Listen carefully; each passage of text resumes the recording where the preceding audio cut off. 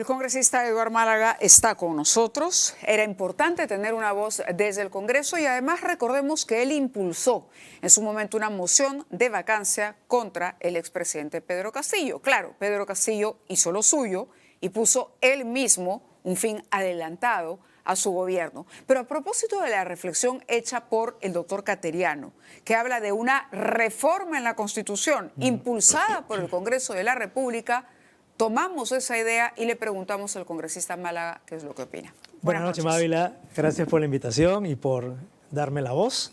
Creo que es una voz no complaciente entre todas las voces que han salido a opinar sobre este fallo, sobre esta sentencia y concretamente a la propuesta del doctor Cateriano. Sí, el camino va por hacer reformas importantes al 117 y al 113 también, que es el de la vacancia.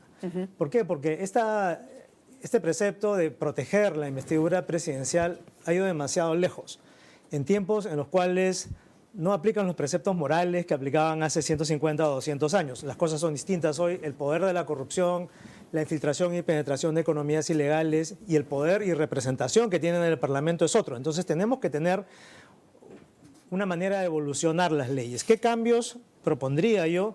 De hecho, quiero recordar a la audiencia que yo y otros colegas hemos presentado ya propuestas de ley de reforma de ambos artículos. 117 y 113. 113 han sido barridos bajo la alfombra por la Comisión de Constitución que está en manos de el Partido Fuerza Popular, ¿no es cierto? Entonces hay que preguntarles a los guardianes de la Constitución, del Fujimori, si están dispuestos a permitir ciertos tipos de reformas. La mayoría de reformas que propusimos cuando salió el señor Castillo y se hablaba de un adelanto de elecciones tenían que ver con ese equilibrio y con esa mejora de las condiciones de gobernabilidad. ¿Qué haría yo con el 117? Muy sencillo, Mávila. Ser muy específico con el tema de la acusación versus la investigación. Más que delimitar el tipo de procedimiento, que es lo que ha dicho el doctor Cateriano, o los 4 delitos por los cuales se puede acusar, diría que se puede investigar y acusar. Ser taxativos, ser explícitos en ese sentido. Investigación y acusación. Y acusación. Y además ahora, agregar causas por corrupción. Pero eso no se iría al otro extremo, es decir, y dejaría en fragilidad a la institución presidencial, que es justamente lo que el tribunal dice. Hay que proteger la figura del presidente, que tampoco, tomando en cuenta que puede haber también intereses políticos de por medio, aceptar denuncia tras denuncia tras denuncia que pueda desestabilizar a un gobierno sin mayores elementos de Lo que hacen estas situaciones de investigación es llevar a una situación de antejuicio y de desafuero del presidente, es decir, entregarlo a la Fiscalía para que pueda afrontar con decencia y con toda la posición correspondiente, afrontar su defensa de la manera debida. No para condenarlo. Es decir, recién cuando termina el plazo de ejercicio de la presidencia es que el presidente o la presidenta acusada, investigada, mejor dicho, puede estar formalmente ya llevada a una fase de acusación. Es decir, hay que separar los tiempos. Pero lo que yo quiero concentrarme es que la investigación debe proceder, es una obligación. Porque como bien han mencionado, las vacancias, en especial la tercera, se basó fundamentalmente en los hechos que venía recopilando la Fiscalía en casos que eran evidentes. Si eso no hubiese sido posible, no habría habido ese poder de arrinconar al señor Castillo. Y si mal no recuerdo... Y el último punto, perdóname, es muy importante no dejar de lado los delitos de corrupción. Esa fue también una discusión muy fuerte, año 2022-2023, que tiene que poder investigarse a un presidente en ejercicio por actos de corrupción. Si dejamos fuera la corrupción, estamos abriendo la puerta a la impunidad en momentos en que la corrupción es más rampante que nunca. Claro, el caso Vizcarra acaso difiere un poco, ¿no? Porque la vacancia está motivada por delitos de corrupción que fueron descubiertos, ¿no? Pero cuando él era gobernador, era otra situación. El tribunal dice que la vacancia procede, es decir, que si hay motivos por los cuales el Congreso considera que se está llegando a una situación de incapacidad moral, el Congreso tiene la facultad de la vacancia. Claro. Pero sin duda, la base para demostrar una incapacidad moral está justamente en el hecho de llevar adelante una investigación que consiga las pruebas y los elementos para que esa responsabilidad sea evidente. Imagínate, el Congreso de cuenta propia no puede hacer una investigación del mismo modo que lo hace la Fiscalía. Puede nombrar una comisión investigadora, pero no tiene los alcances ni los medios que tiene la Fiscalía. Entonces es muy importante poder apoyarse en esa autonomía de los fiscales Yo sé que la Fiscalía está un poco venida menos últimamente, pero definitivamente no se puede dejar de lado esa capacidad de investigación. Y tampoco hay que, digamos, dejar que la gente se confunda, porque la vacancia es el juicio político, ¿no? La vacancia es un instrumento de remoción del presidente por motivos políticos. Y como bien lo ha mencionado el señor Cateriano, claro, podemos diferir en la aplicación y la interpretación de lo que es una incapacidad moral permanente. Bueno, una vez más, una ley mal escrita o muy ampliamente escrita versus lo que es una investigación o acusación fiscal que está especificada por el 117. Cuando la Fiscalía puede y el Poder Judicial pueden investigar y eventualmente encausar a un presidente en funciones bajo estos 4 supuestos de delitos y solamente acusar. ¿No es cierto? Entonces, eso es lo que yo creo que hay que reformar independientemente de la vacancia. La vacancia es otra discusión que tenemos que tener. Uno de los argumentos que la presidenta ha expresado incluso y que quienes consideran que este fallo es correcto, dicen, claro, pero es que la Fiscalía también está en un enfrentamiento político permanente con la institución presidencial. Es decir, aparece cualquier cosa y se abre una carpeta fiscal. ¿De qué manera lograr un equilibrio? Eso se logra con la reforma del sistema judicial, pero no quitándole las atribuciones a la Fiscalía de poder investigar a la persona más poderosa que no debería tener cierta protección por la investidura, pero no cuando hay evidencias rampantes de corrupción. ¿En qué casos, por ejemplo, hablamos de una evidencia? De las carpetas que entrarían ahora, bueno, la subcomisión ya mandó al archivo varias de las denuncias de la Fiscalía. Hay dos tipos de evidencia que yo recuerdo, por ejemplo, del caso de Castillo, ¿no?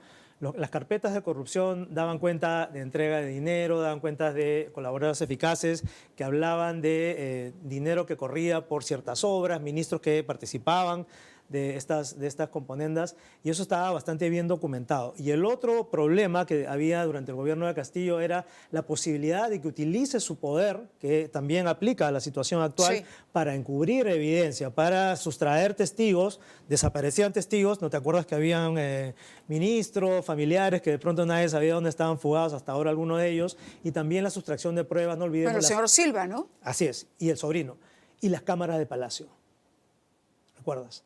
Entonces, una persona en ejercicio de la más alta investidura que tiene el poder de sustraer evidencia sin que se le investigue, justamente para evitar que se le investigue. Me pongo a pensar, en ese caso, de acuerdo al fallo, ya no se podría intervenir necesariamente en las cámaras. Así es. Porque si todo esto es previo aviso, bueno, el presidente pues lo que hace es apaguen las cámaras de Palacio y punto. Es el abuso del poder para encubrir una investigación. Seguramente los magistrados dirán, claro, pero hay otras maneras de investigar a través de... Pero no, la cabeza es obviamente quien manda y lo que cuenta. Claro, se pierde el elemento sorpresa, digamos, para poder asegurar evidencia. Así es. Y tú has mencionado algo bien importante. Varios de mis colegas han salido a... No a celebrar, pero digamos de una manera ciertamente algo sumisa, a decir, bueno, que están de acuerdo, que hay que respetar la institucionalidad. Pero nosotros mismos hemos inhabilitado a la exfiscal, ¿no?, Zoraida Ábalos, y hemos saludado y celebrado cuando la exfiscal Patricia Benavides investigó. Y era importantísimo, y yo me sostengo y no voy a cambiar, no acepto que el señor, o discrepo que el señor Hernández diga que fue un error, porque en retrospectiva no se puede decir eso, era la herramienta que teníamos en ese momento. Pero lo ha dicho aquí el ponente incluso de esta demanda competencial. El doctor Hernández abrió el programa aquí y dijo, el Congreso se equivocó con Zoraida Ábalos y Patricia Benavides se excedió con Castillo. Mira, yo tengo que respetar esa sentencia, pero también puedo afirmar que el TC se equivocó, pues, porque es una sentencia basada en interpretación. Una vez más, es un artículo de la Constitución que está abierto a dos grupos, la U y la Alianza, que te van a decir yo lo interpreto de esta manera, que se puede acusar e investigar, y yo lo interpreto de esta manera, que solamente se puede acusar, pero no investigar. ¿A quién le creo? Bueno, los vericuetos dogmáticos y doctrinarios no nos sirven hoy porque estamos ante un fenómeno de corrupción tan enraizado que tenemos que evolucionar como sistema legislativo. Y esto, quiero insistir, está en manos del partido que tiene a su cargo la Comisión de Constitución. Pongamos el dedo en la llaga. Ellos son quienes tienen que decir, efectivamente, vamos a permitir que nuestra mayoría congresal lleve adelante esas reformas. Claro, de ahí la importancia de quién preside y cómo se manejan las comisiones. Y es un mensaje también a los candidatos presidenciales que se la elección del Tribunal Constitucional, ¿no? Porque el doctor Hernández también decía, pero el tribunal anterior consideró que era constitucional la denegación fáctica. En ese momento fue el tribunal. Este tribunal ha interpretado esto de otra manera. Pero, a ver, si vamos a ir en función de la composición de los tribunales constitucionales, digamos, no sé, las preferencias ideológicas o las percepciones particulares, no vamos a tener normas que prevalezcan en el largo plazo y que nos ofrezcan una estabilidad jurídica. La elección del Tribunal Constitucional también debería ponerse en entredicho y reevaluarse para evitar que haya, digamos, un peso político en la elección. En ese punto coincido con el señor Cateriano. Un número mayor de magistrados, solamente una parte de las cuales es elegido por el Congreso y la otra parte por otras ¿Puede instancias. ser una tarea para el próximo Congreso, por ejemplo? Evidentemente. Pero es una tarea que los candidatos presidenciales, insisto, porque vas a entrevistar seguramente a muchos, tendrían que poder decirte, ¿no? Si nosotros llegamos al poder, mis congresistas van a sacar adelante estas 3 o 4 reformas. O sea, no basta con ahorita echarle la culpa a este Congreso, ¿no?, maledicente, y tampoco al Tribunal Constitucional, que, caray, son las imperfecciones de la democracia, Mávila, ¿no? Lamentablemente son las reglas de juego. Nos guste o no, hay que aceptarlas. No, hay que aceptar, por supuesto. pero Uno puede tenemos que hacerse buscar, mil preguntas. Pero como tú dices, tenemos que buscar mejorar ese sistema de elección. Y también, sobre todo de cara, permítame, congresista, que estamos viendo no solamente en el Perú. ¿Acaso el Perú sea el ejemplo que ha citado incluso en su momento el Papa Francisco? Claro. Cuando se preguntaba por qué todos los presidentes en el Perú tenían problemas con la justicia y por qué, por ejemplo, ahora tenemos cuatro expresidentes en la DIROES. Pero también está el caso, por ejemplo, del señor Uribe, está el caso de la señora Cristina Fernández. Mira cómo se manejan las cosas en Estados Unidos. Mira cómo, a eso vamos, ¿no? Lo que ha pasado en Brasil también. Es decir, problemas con presidentes y corrupción no solamente enfrente al Perú, ¿no? Es un mal que se extiende debido justamente a algo que usted tocó y que me parece importante, al avance del crimen organizado y a cómo este crimen organizado penetra las instituciones y finalmente termina teniendo brazos políticos. Así es. Yo no quiero pensar que este fallo es un pago de favores a la presidenta por haber accedido a aprobar una ley. No quiere, pero lo piensa. No quisiera, pero sospecho, ¿no? Pero de vuelta al tema de la democracia, muchos se llenan la boca, Mávila, con el tema de la democracia, que este gobierno no es democrático, que este Congreso no es democrático. Y yo quisiera levantar quizás una reflexión positiva de todo ese descontento que es, bueno, si no te gusta cómo es la democracia, plantéame cómo quieres que sea la democracia, porque la democracia no es una. La democracia asume diversas formas según el contexto cultural, histórico de las naciones. La democracia no funciona lo mismo en Finlandia que en Estados Unidos, Inglaterra, Brasil o Perú. Entonces nosotros tenemos que encontrar, no solamente en base a esa doctrina que ha mencionado el doctor Hernández, sino en base a cómo nos hemos desarrollado y cómo vemos el futuro.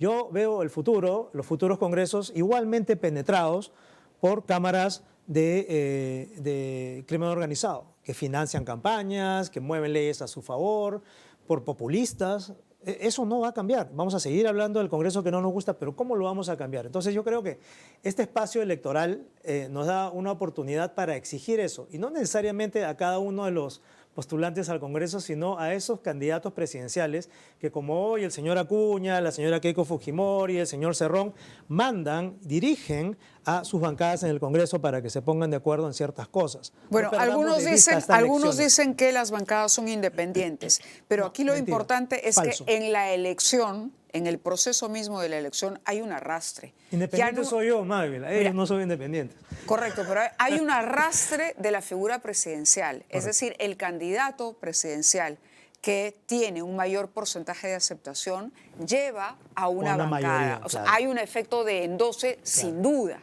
sin duda. Entonces, hay una responsabilidad y uno siempre se cuestiona sobre eso. ¿Por qué si postulan a la presidencia, luego se quedan callados y luego no dicen nada cuando las bancadas se parten en 1000 pedazos? ¿Por qué no se hacen responsables aquellos que que postularon a la presidencia por lo que ocurre luego con los congresistas que han llevado? O todos aquellos excongresistas que hoy despotrican del Congreso. Yo los quisiera ver en este Congreso en mi situación. O sea, qué fácil es hablar. Pero yo creo que las cosas van mejorando de alguna manera porque a partir de la próxima elección quienes postulan a la presidencia van a tener la posibilidad también de entrar al Senado. Entonces van a ser parte no van a poder sustraerse a esa realidad que ellos están causando, como bien Pero dices. creo que es voluntario. Es voluntario, efectivamente. Habrá alguno que no quiera, pues. Bueno, los que están en contienda van a querer.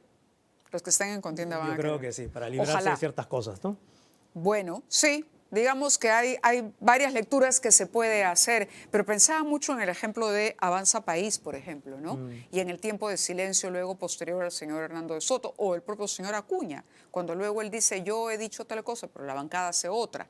Entonces uno no sabe si esto es realmente un acuerdo, yo voy a salir a decir esto y ustedes pueden hacer Por lo que supuesto, quieran, por supuesto. o realmente hay una correspondencia, hay un liderazgo que alguien asume. De cualquier manera lo usan de excusa, ya sea o no me hacen caso, o me hacen caso al pie de la letra, como Fuerza Popular, pero no soy transparente y no explico mis decisiones, ¿no? Pero yo creo que por eso, más bien una vez más, aprovechemos que estemos en un contexto electoral y señalemos, no necesariamente con un ánimo de conflicto, pero para asumir responsabilidades. O sea, ¿quiénes han tenido las responsabilidades sobre, por ejemplo, el hecho de que la Constitución no se haya reformado para evitar estos problemas? Para que no estemos ahora peleando y discutiendo que si el 117 dice esto o dice más, ¿no? Yo creo Pero que sobre todo, y en el fondo, y quizá esta sea la conclusión para nuestros televidentes esta noche, para mejorar nuestra democracia, para proteger nuestra democracia de personajes cuestionados, que puedan utilizar el poder para encubrir delitos, beneficios personales, utilizando, es decir, para mejorar nuestra vida política y además proteger la institucionalidad de ese peligro que hoy es cada día más alarmante, que tiene que ver con la criminalidad y la economía ilegal. Yo creo que por ahí va la reflexión y ojalá de verdad los electores nos tomemos el tiempo de poder escuchar y reclamar de nuestros candidatos propuestas de fondo esta vez. si me permites Por completar favor. eso, yo quiero añadir ese tono positivo. Obviamente tiene que haber, entre tantas propuestas políticas a las elecciones, tiene que haber por lo menos un par de candidatos que rescaten estos temas. Pero también hay que ser conscientes de que, no quiero hablar de casta política, pero la mayoría de partidos ya no tienen una ideología, sino tienen un propósito mercantilista o populista, de favorecer ciertos intereses particulares. Entonces yo creo que la verdadera batalla no es desaparecer los partidos porque son necesarios, sino recuperar las identidades de partidos, que tú sepas por qué estás votando y que ellos respondan por esto. Lamentablemente, esos cambios en la Constitución dependen de estos partidos. Entonces es un círculo vicioso que solo se puede romper en un periodo electoral. Así que el mensaje está muy claro, seamos analíticos con quienes proponen esas cosas que realmente necesitamos para cambiar lo que no nos gusta. De acuerdo. Muchas gracias, congresista, por estar con nosotros y gracias a ustedes también por acompañarnos. Mañana estamos de regreso a las 9 en punto. Ahora se quedan con nuestros amigos de Vamos Salvar. Buenas noches.